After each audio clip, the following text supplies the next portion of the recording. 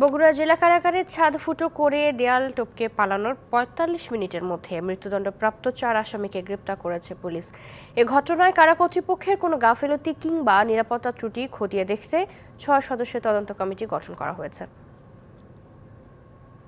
মঙ্গলবার রাত ৩:৩০টা বগুড়া জেলা কারাগারের ছাদ ফুটো করে রশি বেয়ে প্রাচীর টপকে পালিয়ে যান মৃত্যুদণ্ডপ্রাপ্ত ৪ আসামি নজরুল ইসলাম মঞ্জু, ফরিদ শেখ, আমির হামজা ও মোহাম্মদ জাকারিয়া। আসামিদের অনুপস্থিতি টের পেয়ে সঙ্গে সঙ্গে পুলিশকে অবহিত করে কারা কর্তৃপক্ষ।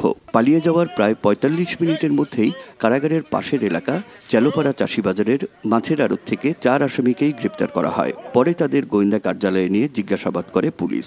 ঘটনার বিস্তারিত তুলে ধরেন পুলিশ সুপার।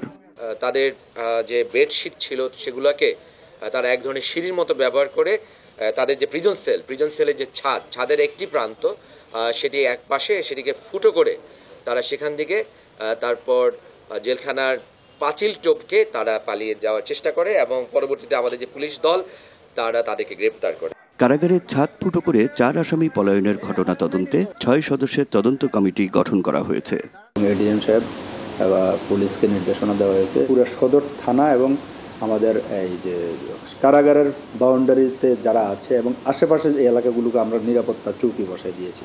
ফাঁসির আসামিদের পলায়ন নিয়ে কারা কর্তৃপক্ষের গাফিলতি কিংবা নিরাপত্তা ব্যবস্থায় কোনো ত্রুটি ছিল কিনা তা খতিয়ে দেখা হচ্ছে। Rakib Jewel, DBC news, Bogura.